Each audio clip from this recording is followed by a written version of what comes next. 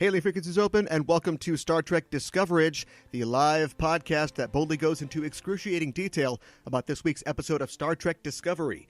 I'm your host, Aaron Coker, a.k.a. Caliban, and I now end all fights, online and off, with the phrase, "This is a longer conversation." Joining me on the show, as usual, is my co-host. She's also the co-host of the Generations Geek podcast, a more or less family-friendly celebration of geekdom on the Chronic Rift Network. It's Ella Pearson. Ella, welcome back. Thank you. Ella, where were you last week? Scotland. Oh, what'd you see there? Yeah, the whole country in about 5 days. Okay. And it's small. It's not quite that small. You can almost do it in 5 days. Yeah, it was really gorgeous. Did you see any sites, historic sites? Are you there? Oh yeah, we saw. We saw Loch Ness. We saw Loch Lomond, Glencoe, like everything. Edinburgh Castle, which is mind blowing. Tons of stuff. That's great. Where are you going in another 2 weeks? I'm just assuming you've got some other trip lined up soon. Yeah. It really depends on like what plane ticket is cheapest. Okay, I can see that. The short list is Paris and then Normandy and Rome and Athens. So that's the concise, like, before I leave the EU / before I leave the UK. That's what will be happening. I don't know when. Jealous. But anyway, I'm glad to have you back. Also joining us tonight on the show is Mo of Sound of Cosplay. Mo is an Austrian cosplayer, and her article detailing the creation of her Paul Stamets cosplay was recently featured on StarTrek.com. You can find her creations on Instagram at Sound of Cosplay. Mo, welcome to the show. Hi. Hi there. Whenever we have new guests on the show, I always want to know about their backstory. How did you become a Star Trek fan? My dad introduced me to it when I was like 10 or something, and we started watching the original series, and then I just like chronologically continued on. You just started from the beginning and then went all the way through. Yeah. That's a good way to do it. We've never had an Austrian fan on the show before, I don't think. So what's Trek fandom like in Austria?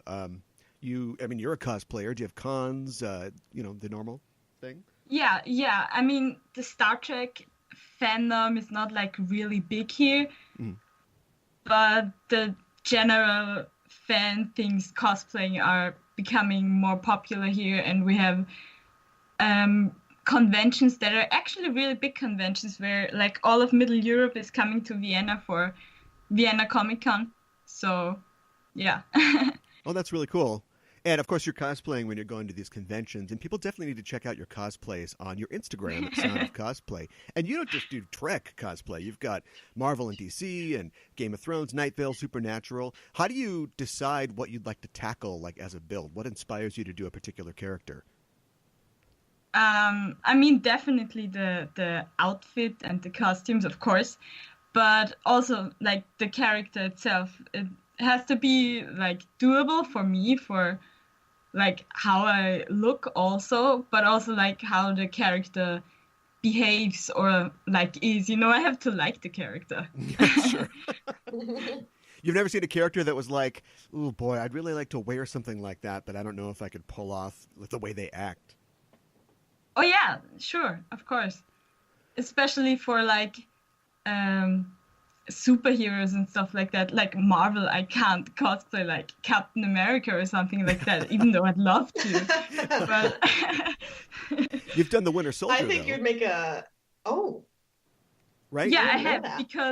because in the comics he's like 12 or something, so that fits my body size. Doing the Bucky cosplay. I love it. Yeah. In your article on StarTrek.com, you detail some of your process in creating your Stamets cosplay. And I have a few friends who have cosplayed Discovery, and the main complaint that I hear from those people is those damned little deltas.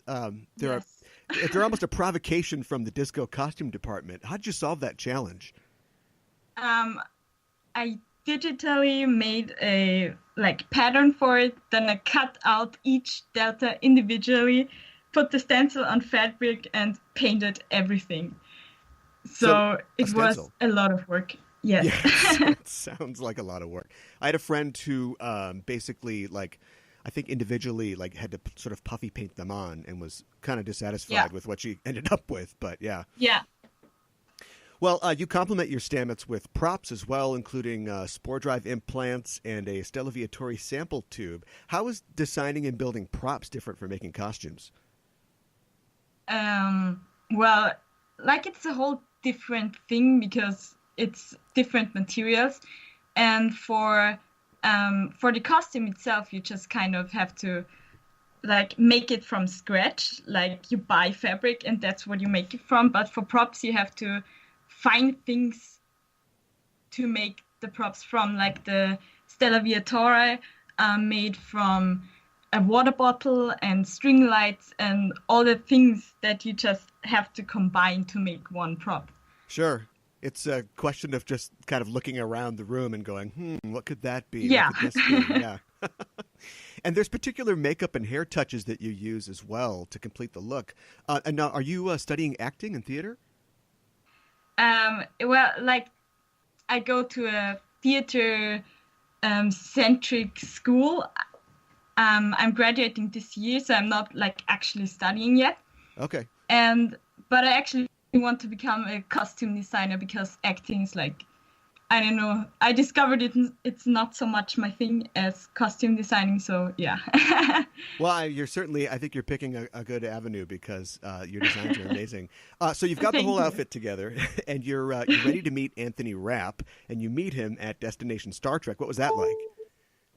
Oh, it was great. He's so nice, and like we had talked before, like since a year before, actually, like since 2017, he like knew of me and started seeing my cosplays on Twitter. Oh wow!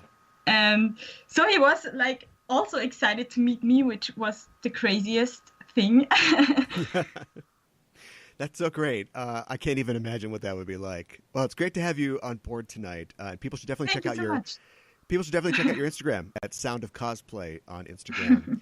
Let's get into a little Trek news before we get rolling. I just last week was bemoaning that we had precious little information about Discovery beyond tonight's episode. And like an answered prayer, 5 more episode titles surfaced online. Now, I should point out that these have not been confirmed. They come from a site called TV Passport. And TV Passport actually took them down yesterday. But that didn't stop IMDb and Memory Alpha from jumping all over them, so I present them here for your perusal. According to that report from TV Passport, next week's episode 7, is entitled Light and Shadows, and the promo image for the episode shows Ethan Peck as Beardy Spock, and of course we saw a flash of him in the upcoming, at the end of today's episode. And that's it. Liam Hughes is also listed as young Spock on IMDb, as is Alan Van Sprand as Leland. Episode 8 is entitled If Memory Serves, which also lists Leland as a cast member, along with Allison Down as a Starfleet psychologist. Episode 9 is titled Project Daedalus and is directed by Jonathan Frakes. Project Daedalus could refer to a real-world study by the British Interplanetary Study to design an unmanned interstellar probe, but it could also refer to the Enterprise episode Daedalus, in which the inventor of the transporter is working on a sub-quantum transporter that would allow planet-to-planet transportation. And not everything is, of course, what it seems, and as you can guess, his son is involved because Daedalus. Episode 10 is called The Red Angel. Nothing more to say about that. And episode 11 is called Perpetual Infinity, and that's all we know about that. Ladies, thoughts? I am overwhelmed. I'm not sure, like I said, I'm not sure of the veracity of that information. I mean, it sounds plausible, and I think the last leak, turned out to be right. We got pretty much the episode titles we were looking for. Well, and if they took it down, I feel like they must be right. CBS. Because CBS was like, you do something about that right now. This is a longer conversation. Exactly.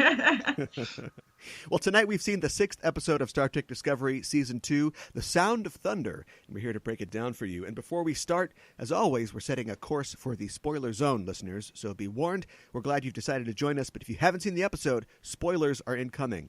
The official synopsis for The Sound of Thunder is, when a new signal appears over Saru's home planet, Burnham, Saru, and the crew embark on a perilous mission that puts Saru in danger and raises questions about the Red Angel's intentions. Hugh struggles to come to terms with his new reality.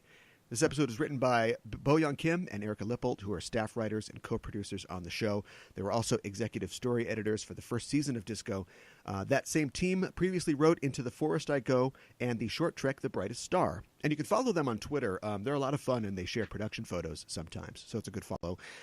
This episode was directed by Douglas Arniakowski, who previously directed the first season episode Lethe and the Brightest Star short trek.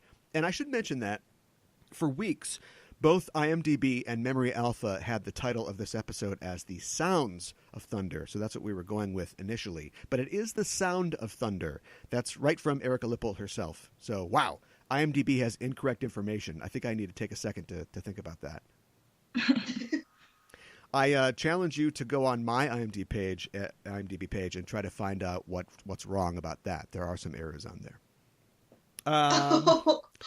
Yep, that's homework for the listeners at home. And Memory Alpha, just directly attacking IMDb.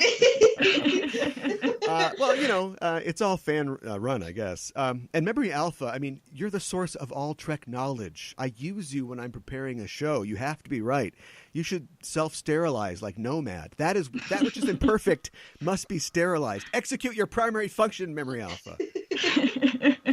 All right, I'm calm. As we brought up in a previous week, there is a Ray Bradbury story that involves butterflies and what happens if you step on them, called A Sound of Thunder. What do you guys think about that? Is the Red Angel the butterfly in this case, or is the Red Angel stepping on the butterflies? God, I feel like I read that short story like in bed in the dark past my bedtime at my grandma's, and I have like this weird like PTSD like memory of being like, oh my God, he killed the butterfly. Like, and now I'm just like, I can't think about it. Yeah, that story, of course, is about the possible ramifications of small events, specifically when it comes to time travel. And if, as we've theorized, there is time travel involved, and it seems like it, unless the Red Angel is thousands and thousands of years old, that might be what we're looking at as far as the ramifications of stepping on a butterfly. I should also mention that, of course, this is called The Sound of Thunder, and we've got Sound of Cosplay on. What's the story behind Sound of Cosplay, Mo? Do you mean like the username? Yeah. It's because because everyone thinks when you say Austria, everyone is like, oh, like Sound of Music. Oh, like the hills are alive. Like, yeah. Yes. And, like, it's a joke because no one in Austria knows Sound of Music. No one. What? It's only people who are not from Austria who know Sound of Music and then tell Austrians that Sound of Music actually exists. How is that even possible? I don't know. It's no one who knows it here likes it. So, like... Okay, I can kind of see that. I'm from Minnesota, and everybody always goes, oh, Fargo. And it's like, yeah, I mean, outside of just being a Coen Brothers fan and it being a good movie, it's not like I'm like, oh, everybody just capes for Fargo all the time. Yeah. Yeah. Okay. All right, that checks out then. Well, let's get into our discussion of the episode for tonight. It is a big change is foisted upon the people of Kaminar, and the theme of the Prime Directive, or at least General Order 1, gets brought up a little bit, and I was wondering about you guys' opinion about Pike and the crew of the Discovery's decision to do what they did in the conclusion of the episode. Honestly, it seemed strange to me that they hadn't done anything before, because I know that it's because the Kelpians aren't technically warp capable, but the Ba'ul are. I feel like there's room for intervention prior to this episode. I feel like they could have been like, hey, so what we're not going to do is just control half your planet's population under threat of death. Yeah, it took. Yeah. Go ahead, Mo. Did they just not know? I was wondering because it sounded like something that Starfleet would definitely stop or interfere. Yeah, I like the fact that we saw on screen sort of maneuvering, kind of like, because usually there's a question of a prime directive thing and Picard or someone is wringing their hands, and the whole episode is them trying to decide, and then there's some other factor that happens that kind of forces their hand. And in this case, Burnham just, almost like she's, been on Memory Alpha for a while, she just basically goes, well, we could do, they know about warp, or some of them do, and we did contact them, so we could maybe do this, we could maybe do that. Instead of it being something that we can't do and we have to find a way to do it, it's a totally fungible situation, and the decision that we make could have consequences, but whatever we decide to do, we could probably sell it as what we had to do. And they go from that to, we're going to broadcast a signal to turn them all into Klingons, basically. Yeah, that was wild. Because now like this whole episode, I wanted to be more like worried, but the entire thing was just so crazy that I was just like borderline laughing at everything that happened because I was just so like ecstatic. Yeah, they went from 0 to 10 pretty fast, and I love how they've turned Saru into like Wolverine now. Like he's got he was like growling and everything, and I was like, what is going on? And his little spikes snicked out, and he can shoot him at people. That was crazy. Yeah, I'm the best there is at what I Saru. Yeah. I kind of like the fact that that's where you have to go with a character like this, and on another show that wasn't serialized and had more episodes, they would definitely, let it go for a while and take time. But because we've got to do a little bit every week, we are immediately confronted with, the change in his behavior. And he's kind of yelling at Pike a little bit. And then I love the fact that as soon as he gets kicked off the bridge, he's like, okay, I'm a wild card now. What would Burnham do? Insubordinate, of course. So he runs down to the transporter and sets it up. And then, of course, what would Burnham do? She knows that as well. So she runs down there and she's like, whoa, no. Hey, hold on. Oh, my God. When he turns around, he's like, what are you going to do? And she's like, I don't know anymore. Yeah, it's another. He's a maniac now. We're seeing a different side of him. And I'm wondering, I'm sure that he'll probably balance it out. Just like how, well, we hear that, now that Culber's back, he's sort of getting used to his new body. We've got Saru doing the same, but I wonder if he's going to have to take like antidepressants, or I guess just depressants maybe. take something to sort of curb his mood swings and his rages. But it's a new aspect to the character that I find that I'm enjoying so far. I like it when he hulks out. Mm-hmm. Me too. He's also just like, he's so like physically like large. When he was like talking back to Pike on the bridge and everybody kind of realized at the same time, like, oh. Yeah, it was just suddenly scary. And I think it will like develop in something like really interesting. I hope so. I want to see him. Oh, sorry, go ahead. No, I just wanted to say that like everything about him changes. Like his whole identity was to be like prey, and now he's the predator, and everything in his life suddenly changes.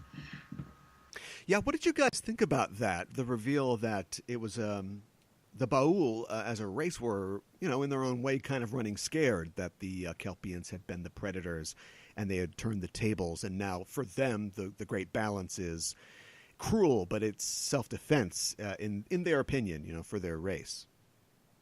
I thought it was going to be that the Kelpians like evolve into the Ba'ul, like at the beginning of the episode when same. The doctor was like, oh, like some teeth are growing in. I was like, it's him.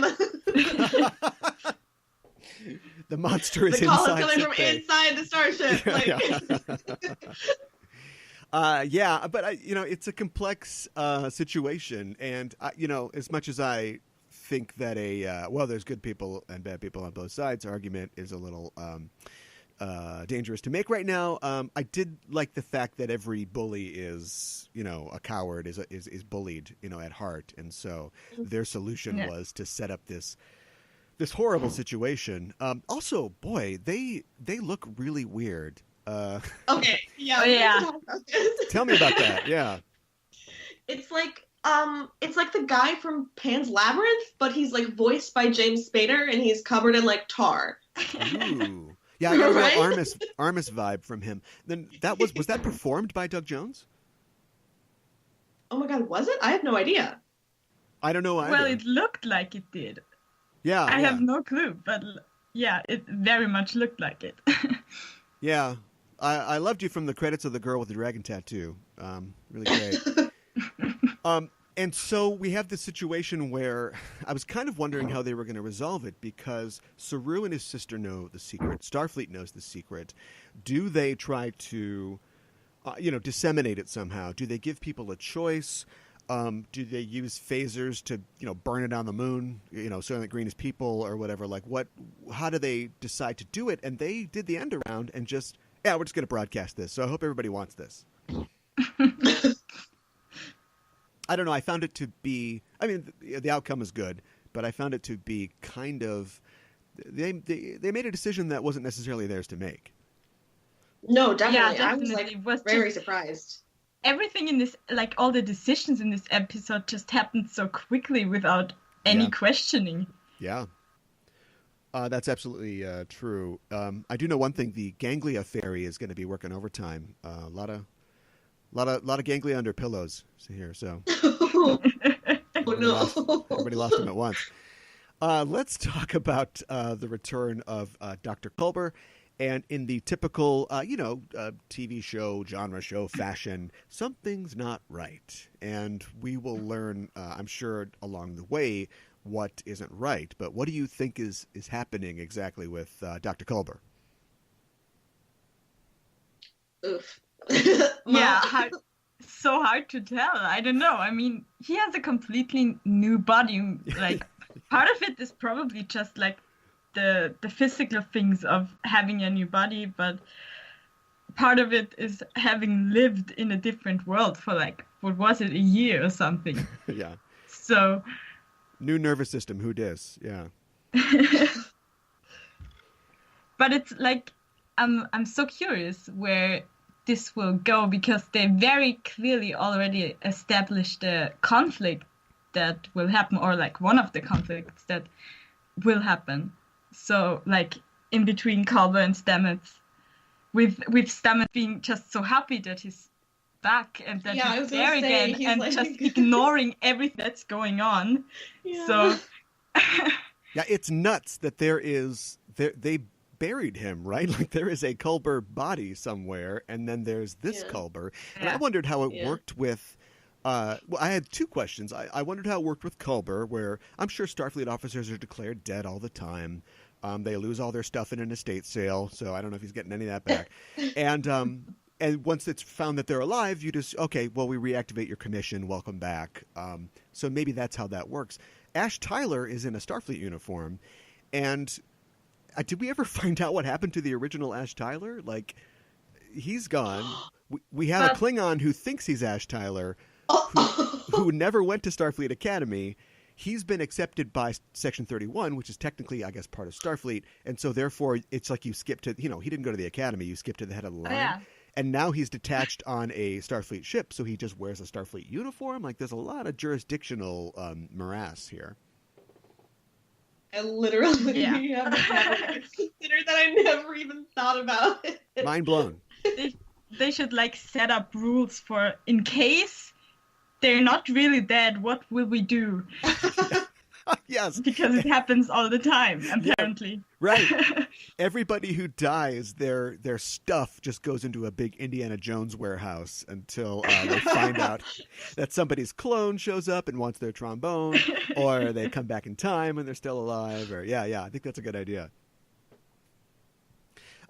Saru has a reunion, of course, with his sister, Sirana, in this episode, and it doesn't go exactly how he wants it to go. She is confronted with the fact, rather abruptly, I thought, that there is life outside of her planet. Burnham says something like, there's thousands of life forms. It's like, whoa, hold on. She's just learning about this right now. Do you think that, we'll see Sirana again, don't you think? I hope so. I think we have to, yeah. Yeah. I hope so as well. I think it's probably the best choice dramatically to have her initially be happy and then immediately be like, "Where the hell were you? Like, what? Where'd you go?" And our father's if I dead. were her, I would. Yeah. I would be so much madder. Oh, really?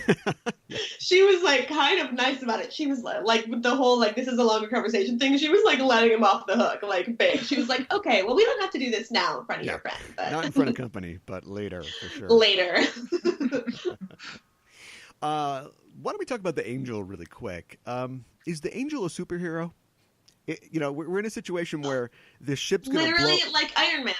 Yeah, right. The ship's going to blow up the whole planet. This is a job for the Red Angel, and then suddenly swoops in. More like the Wasp, like literally a Marvel superhero. Oh, yeah. Yeah, true. Mo, I want to see a Wasp cosplay from you. Oh, dear. So working on those wings, yeah. Full wings. We want the creepy light behind you. We want everything. Yeah, there you go, yeah. Well, let's see who or what the Red Angel turns out to be. Maybe that's like a cosplay thing, if it's a suit.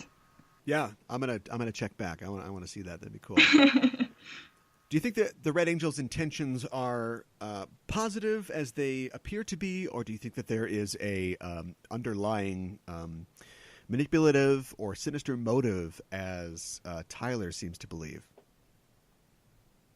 I was very like, I don't know. I was like, I'm very creeped out by the whole thing. Like, I don't know if it's just like because appearing like it probably they're not considering, like Earth's Christian implications, but like appearing with the wings and the suit and just being like, oh, hello, like, yeah, you'll see me once and then I'm gone forever and I'm going to do something drastic and change everything and like your current situation. Like, I don't know. I don't really trust it, but like, it's good so far. Yeah, it looks like it's good, but also it would be boring if it was good, right? So it can't really be good. Mo, you've seen a lot of Star Trek. Yeah. Yeah, I definitely think that that is absolutely true, that it would be boring if it was all good. So, yeah, we're definitely going to find out. But also, it would be a very Star Trek thing to, like, make its intentions good, or, like, if it, like, was a person, again, like, would they maybe need help or change the future or whatever? Like, that the conflict is something different and not the angel itself. Yeah, and just thinking about, having seen a lot of Star Trek, it kind of reminds me of the Red Angel is sort of like what Starfleet is. Like, if you don't know anything about Starfleet, you're just living on your planet, and they come in and, you don't see them, hopefully, but they fix your tectonic plates and now your planet's not going to blow up. Like, they just kind of swoop in, save the day, and then leave. And it's almost like Starfleet's like, wait a minute, that's our brand. Like, hold on, we go around the galaxy and save people. Who is this? Who's this new kid on the block? But nobody from Starfleet appears as like a creepy premonition, like, oh, something's gonna happen, and then they fix it. They're just like, okay, fix it. Like, don't talk to them, and we're gone. Like, clean. Yeah. It's very weird that the angel just shows up and is like, well, here is something to fix, but like doesn't fix it themselves. Yeah, I just think it's weird because it's just sort of like what Starfleet does, and I wonder if we're, if they don't, their mission is to discover as well, so not knowing something, ignorance is intolerable to them. But if this Red Angel has, as far as they know so far, only done good things, then maybe leave him alone. Like, what's the big deal? Although, whatever the angel is. What's that? Until they stop doing good things. And then they start doing bad things. Dun, dun. Anything else that we haven't talked about that you guys wanted to cover for the episode? I don't know. It's the same thing where it's like it's the best episode every week. It's like better. That's true. This was good. It was a little more action and straightforward, so I think that we've had a little less to talk about this week. But yeah, I mean, it was solid, and it was a good sort of wrap up for the Saru thing. And I guess we're at the point where we can talk about what's coming up in the future. Who's what are the lights? Who's the angel? How is Spock involved? Can we have Galaxy Pi a la mode? What do you guys think is coming up in the future of the show? I'm honestly just hoping that next week is the reveal of Spock. That's all I want. It has to be. Yeah, I've got no idea, but he seems, from the glimpse, he seems crazier than I would want him to be. Oh yeah, he looks so different to the Spock we know. Even though Ethan Peck is like very similar to Leonard Nimoy. Like when I heard him talking at the in the stream of the red carpet premiere thingy, he sounded just like him. And now Spock is portrayed differently. Yeah, it'll be fascinating to see his interpretation of the character. And I think that they showed that little bit of him. I mean, like you guys, I'm just assuming he'll be in the next episode. But I think they showed that little bit because a lot of people are tired of the Spock tease. I've heard that online. Because we've heard that Spock's been too long. Yeah, we heard that he's going to be in this thing, and then now 6 episodes have gone by, and it's like, where is this guy? Come on. I was starting to think, I was like, if they literally wait until the last episode, like I was like, this is too far. Like the last episode of season 2? Yes. I was like, I didn't know what to think. I was like, it's gone on for too long. Like, not the first episode I get, but then it's like, it just keeps going on and on and on. And it's like, next week it better be good. Like, they've turned the pressure up so much on themselves now. Yeah. Yeah. I think that we have to, I like the new Saru, but I think that we're probably soon going to have to sort of come up with some sort of solution for everybody running off on their own. like if this isn't Picard's Enterprise, everybody can be a little more cocksure about their abilities and their hunches. But we've had Burnham. Stamets tends to kind of do what he wants. Tilly runs off and does what he wants. And now we've got Saru, the most reliable guy, is just running off and doing stuff. So I don't want Pike to turn around and the bridge is empty because everybody's like, I've got an idea. And they've all just run off to do something. But we'll have to see, and we'll definitely see in the future. And that is it for our show this week. Thanks for joining us, listeners. And if you like what you hear, you can follow us on Facebook and Twitter at EISTPOD for updates and to get notified when new episodes of both Enterprising Individuals and Discoverage are released. And you can tweet to us on the show by using the hashtag Discoverage or email us at EISTPod@gmail.com. While you're on the internet, why not head to your listening platform of choice and subscribe to the show. Give us a rating and a review if you can, because it really helps us out. Also, we've got merch, and that merch is 30% off. Check out our t-shirts available on our TeePublic store. Go to tpublic.com/user/justenough-trope. That's our parent network. For our snazzy Trekwear, phone cases, mugs, and more. And if you really want to support the show, stop by our Patreon page at patreon.com/EISTpod. And as always, if you like the show, tell a friend. Discoverage will return on February 28th next week for the next episode of Season 2. That episode, now as far as we know, is called Light and Shadows. And of course, will feature the return of Mr. Spock. Definitely looking forward to that. In the meantime, you can check out our main show at Enterprising Individuals at enterprisingindividuals.com. Every Wednesday, I and a guest discuss in excruciating detail a selected episode from a Star Trek series. We also have news from the Trek Sphere, updates on Star Trek Discovery, and interviews with special guests. And we just released an episode featuring my interview with Dr. Mohammed Noor of Duke University. And we talk about the biology of genetics, of aliens in Trek, and there was a lot of talk about DNA and evolution in this episode. If you want to hear more of that kind of talk, you can check that out. And we also just released an episode where I talk about the Next Generation episode, Justice, with Stuart and Thad of the Delta Flyer podcast. So if you like the General Order 1 talk in this episode, Justice is all about that. Plus, it's got half-naked jogging, it's got lethal injection, it's got it all. So you can check that out at enterprisingindividuals.com or on your podcatcher of choice. Mo, thanks so much for joining us tonight. Where can people find you online? Sound of Cosplay on any social network. Thanks for having me on your podcast. It's been great to have you here. Ella, thanks as always. Where can people find Generations Geek? At Generations Geek on Twitter and Instagram, and generationsgeek.com. And do you know what's coming up on Generations Geek? No.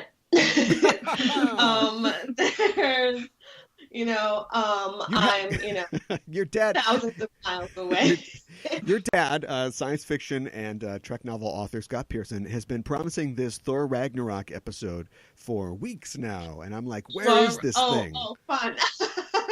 If you like Thor Ragnarok, when it comes out, it is gonna be good because I made him record it with me right when the movie came out because I immediately was just head over heels in love. It's the only movie that I have on my computer fully downloaded. So it's full of energy. But yeah, it'll be up soon. All right. Well, I look forward to your comments on that. And that is it for us. Thanks for listening, folks. And we're signing off. This is Aaron from Mo and Ella saying, live long and prosper.